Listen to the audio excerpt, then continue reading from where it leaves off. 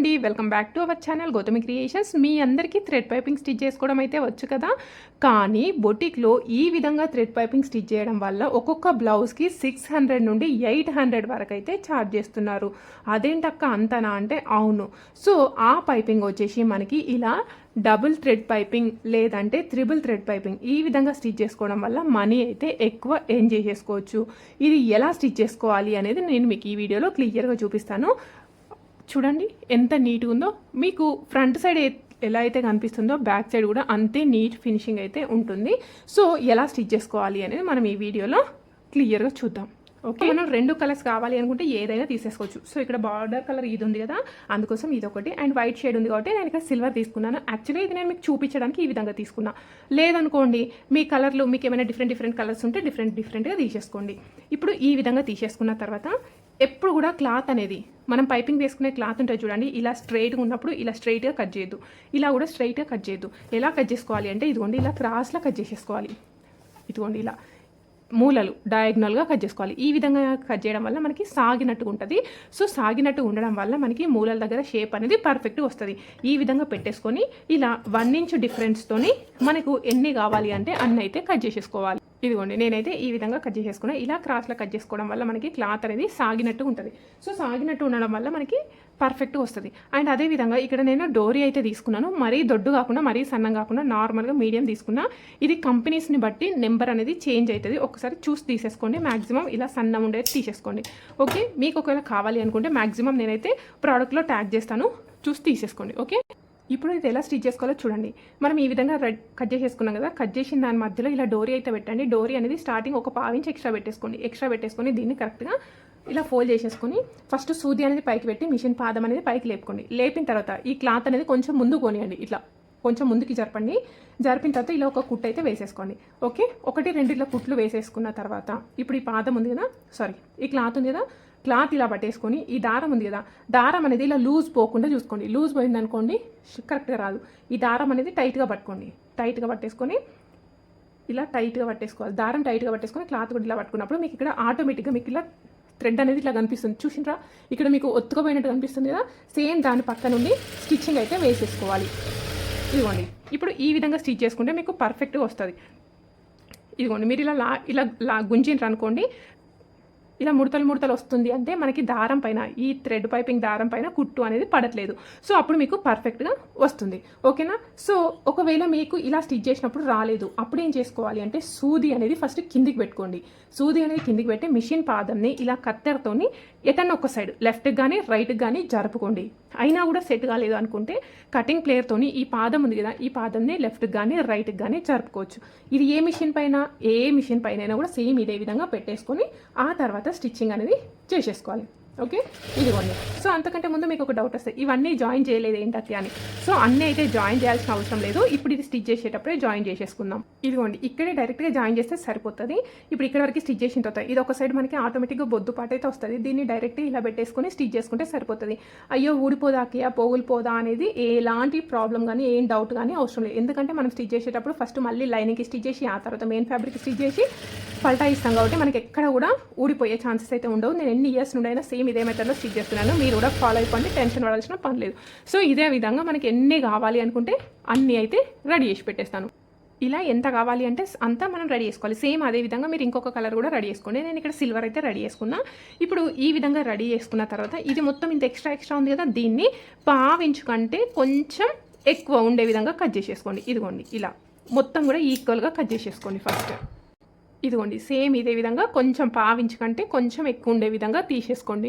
ఇప్పుడు మనం ఈ విధంగా రెడీ చేసుకున్న తర్వాత ఫస్ట్ మనం లైనింగ్ అయితే జాయిన్ చేసేసుకోవాలి. లైనింగ్ అయితే మనం ఇక్కడ నెక్ అయితే కట్ చేసి పెట్టేసుకున్నాం కదా, దీనికి ఇదిగోండి స్టార్టింగ్ అయితే పైన 1/2 ఇంచ్ వదిలేసేసేయండి. పైన 1/2 ఇంచ్ వదిలేసి నేను నార్మల్గానే స్టిచ్చింగ్ అయితే వేసేస్తున్నాను. చూడండి కొంచెం ఇదిగోండి స్టార్టింగ్ అనేది ఇట్లా పెట్టకండి, ఇక్కడ నుండే స్టిచ్ వేయాలి అని అనుకోకండి. క్లాత్కి స్టిచ్ చేసినట్టుగా కొంచెం పాదం లేపి ఇట్లా పైకి జరిపిన తర్వాత దానిపైన పడేటట్టు చూసేసుకోండి. అప్పుడు మీకు కరెక్ట్గా వస్తుంది. లేదు అనుకుంటే మీకు కరెక్ట్గా అయితే రాదు. ఇప్పుడు ఇది స్టిచ్ చేసేటప్పుడు ఏ విధంగా స్టిచ్ చేసుకోవాలి అంటే ఇక్కడ కింద క్లాత్ ఉంది చూడండి, ఈ క్లాత్ ఈ కార్నర్ 2 కూడా సమానం ఉండాలి. అర్థమవుతుంది కదా. ఈ క్లాత్ ఇది 2 ఇలా పక్కన పెట్టేసుకొని కరెక్ట్గా ఒకటి కిందిది కనబడకుండా పెట్టేసి ఇలా స్టిచ్ అయితే వేసేసుకోవాలి. సో మీకు నార్మల్గా ఉన్న దగ్గర ఇలా గీతలాగా ఉన్న దగ్గర వస్తుంది. మరి ఇక్కడ రౌండ్ షేప్ ఉంటుంది చూడండి, ఈ రౌండ్ షేప్ ఉన్న దగ్గర ఎలా స్టిచ్ చేసుకోవాలి అనేది నేను ఒక టిప్ అయితే చెప్తాను, క్లియర్గా వినండి. ఈ ఒక్క టిప్ చెప్తే మీకైతే కరెక్ట్గా వస్తుంది. ఇదిగోండి, ఇప్పుడు ఇక్కడ కరెక్ట్గా టర్నింగ్ అనేది ఉంది. సో మనకి ఇలా మూల తిరిగినట్టుగా రావాలి. అప్పుడు ఏం చేయాలి అని అంటే ఇక్కడ సూది అనేది కిందకుందా ఉంది. ఆ తర్వాత ఇదిగోండి మిషన్ పాదం పైకి లేపండి. పైకి లేపి ఈ క్లాత్ పైన కరెక్ట్గా పెట్టేసుకొని ఇదిగోండి ఇలా కొంచెం జరుపుకుంటూ స్టిచ్ అయితే వేసేసుకోవాలి. అప్పుడు ఇది కరెక్ట్ షేప్లో అయితే వచ్చేస్తుంది. మీకు మూలల దగ్గర కూడా ఎక్కువ తక్కువ రాదు. ఇదిగోండి, సో మీరు అబ్జర్వ్ చేయండి. నేనైతే సూది కిందికి పెట్టుకొని మిషన్ పాదం అనేది పైకి లేపుకుంటూ కొంచెం తిప్పుకుంటూ ఇలా స్టిచ్చింగ్ అయితే వేసేసుకుంటూ వస్తున్నా. సో మూల దగ్గర మాత్రం కరెక్ట్గా పెట్టండి. క్లాత్ కింద లైనింగ్ క్లాత్ ఉంది చూడండి, దాన్ని మాత్రం అస్సలు గుంజవద్దు. సో లైనింగ్ని కిందున్న లైనింగ్ని లాగినా ఏం చేసినా కూడా మీకు షేప్ అవుట్ అయిపోతుంది. మొత్తం నెక్ అంతా సాగినట్టుగా అయిపోతుంది. సో చాలా కేర్ఫుల్గా స్టిచ్చింగ్ అయితే వేసేసుకోండి మూలల దగ్గర ఎస్పెషల్లీ. ఓకే, ఇదిగోండి ఇలా నార్మల్గా స్టార్టింగ్ మాత్రమే మీరు అలా చేసేసుకోండి. ఏంటి సూది కిందికి పెట్టి మిషన్ పాదం పైకి లేపుకుంటూ స్టిచ్ చేస్తే టైం అంతా వేస్ట్ అవుతుంది అని అనుకోకండి. సో ఎక్స్పీరియన్స్తో మీకైతే నార్మల్గానే వచ్చేస్తుంది. సో ఇలా స్ట్రైట్ ఉన్న దగ్గర మీరు ఆటోమేటిక్గా స్టిచ్చింగ్ అయితే వేసేసుకోవచ్చు, ఏం ప్రాబ్లం లేదు. సేమ్ కాన్సెప్ట్ మీరు ఎలాంటి డిజైనర్ బ్లౌజ్కైనా కూడా సేమ్ ఇదే విధంగా స్టిచ్ చేసుకుంటే సరిపోతుంది. ఒక్కసారి ఇప్పుడు చూడండి, మీకు మూలాల దగ్గర షేప్ ఏమన్నా చేంజ్ అయిందా, ఎంత పర్ఫెక్ట్ కనబడుతుంది. అస్సలు షేప్ అనేది చేంజ్ కాదు. ఇప్పుడు ఒకటి వేసేసుకున్న తర్వాత నెక్స్ట్ మీకు ఇంకొకటి ఏ క్లాత్ కావాలి అనుకుంటే అది తీసేసుకోండి. అది తీసేసుకున్న తర్వాత ఇదిగోండి దీనిపైన మళ్ళీ ఒకటి పెట్టేసుకోండి. ఇక్కడ ఇది వచ్చేసి మనకి కలర్ అయితే సరిగ్గా కనబడదు. నేను మీకు ఎందుకు చూపిస్తున్నా అంటే మీకు అలవాటు కావాలి అనేది చూపిస్తున్నా. ఇదిగోండి ఇలా ఒక దానిపైన ఒకటి పెట్టేసుకొని నార్మల్గా స్టిచ్చింగ్ అనేది వేసేసుకుంటూ వస్తే సరిపోతుంది. ఇదిగోండి చూస్తున్నారా ఎంత పర్ఫెక్ట్గా వస్తుందో. సో మనం ఏం టెన్షన్ పడాల్సిన పని లేదు. మీకు 2 కావాలా 3 కావాలా ఎన్ని కావాలైనా కూడా సేమ్ ఇదే మెథడ్లో వచ్చేస్తుంది. ఇదిగోండి ఇక్కడ మళ్ళీ మూలల దగ్గరకు వచ్చింది కదా, మళ్ళీ మూలల దగ్గరకు వచ్చిన తర్వాత సేమ్ కాన్సెప్ట్ కొంచెం స్టిచ్చింగ్ అనేది వేసేసుకోండి. లేదంటే ఒకదానిపైకి ఒకటి ఎక్కొచ్చినట్టుగా వస్తుంది. కొంచెం స్టిచ్ చేసుకోవాలి, పాదం అనేది పైకి కిందికి లేపుకోవాలి, లేపుకుంటూ స్టిచ్చింగ్ అనేది వేసుకోవాలి. అప్పుడు మీకు షేప్ అనేది పర్ఫెక్ట్గా వస్తుంది. ఓకేనా? సో మీరు లేపట్లే కదా అక్క అంటే నేను లేపుతున్నాను, మిషన్ యొక్క పాదం అనేది పైకి జరుపుతున్నాను. అది నాకు మెషిన్ మోకాల దగ్గర ఉంటుంది కదా, సో అందుకోసమే మీకు అయితే ఏర్పడట్లేదు. పర్ఫెక్ట్గా అయితే రావాలి. షేప్ అయితే మీరు లాగిన్ అనుకోండి షేప్ అవుట్ అయ్యే ఛాన్సెస్ ఉంటాయి. షేప్ అవుట్ కాకుండా చూసేసుకోండి. ఓకే, ఎస్పెషల్లీ మూలల దగ్గర. ఇదిగోండి మూలల దగ్గరకు వచ్చిన తర్వాత సూది కిందికి మిషన్ పాదం పైకి పెట్టుకుంటూ స్లోగా స్టిచ్చింగ్ అనేది వేసేసుకుంటూ వచ్చేసేయండి. మీరు కావాలి అనుకుంటే 3 కలర్లతో కూడా పైపింగ్ అనేది వేసేసుకోవచ్చు.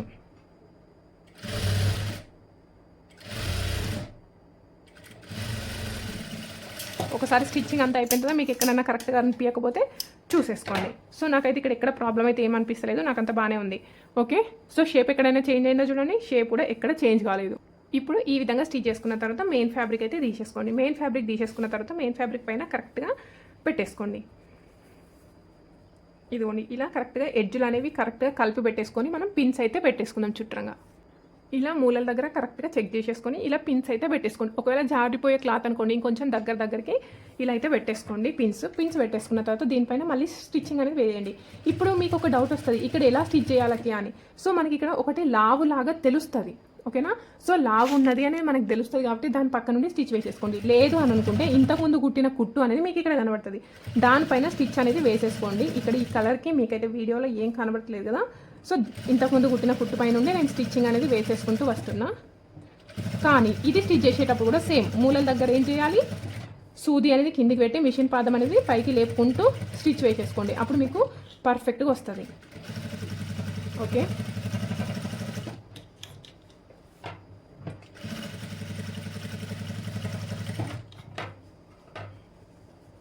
మూలల దగ్గర మాత్రం జాగ్రత్తగా స్టిచ్ వేసేసుకోండి.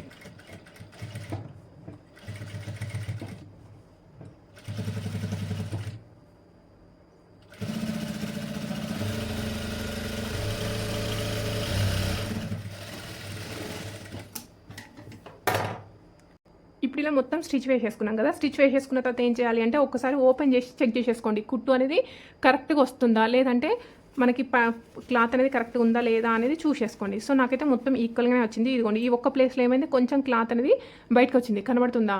ఇదిగోండి. సో ఈ ప్లేస్లో లోపల సైడ్ లైనింగ్తోనే మార్క్ చేసేసుకోండి. లైనింగ్ పైన ఇదిగోండి ఈ ప్లేస్లో మనకి కొంచెం లూజ్ అయింది. ఎక్కడ? ఇదిగోండి ఈ కార్నర్ దగ్గర. సో మళ్ళీ మనం ఆ ప్లేస్లో ఒక కుట్టు అయితే వేసేసుకుందాం. మొత్తం కూడా చెక్ చేసేసుకోవాలి. మీకు ఎక్కడ లూజ్ ఉంటే అక్కడ. సింగిల్ పైపింగ్కి కూడా సేమ్ ఇదే మెథడ్. మీకు మూలల దగ్గర ఒక్కొక్కసారి లూజ్ వస్తుంది, చూసుకుంటూ వేసేసుకోండి.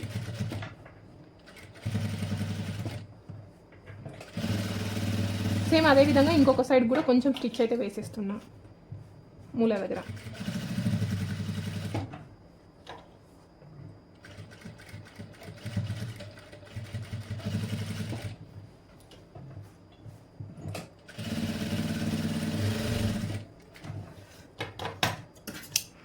ఇలా స్టిచ్ చేసేసుకున్న తర్వాత మళ్ళీ ఒకసారి అయితే చెక్ చేసేసుకోండి మూల దగ్గర సెట్ అయిందా కాలేదా. చూడండి పర్ఫెక్ట్గా సెట్ అయిపోయింది.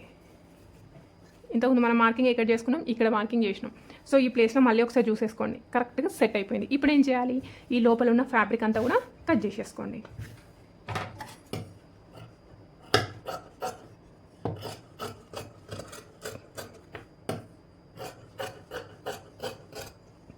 ఇలా లైనింగ్ కంటే మెయిన్ ఫ్యాబ్రిక్ ఎక్స్ట్రా ఉన్న ఫ్యాబ్రిక్ అంతా కట్ చేసేసుకోవాలి.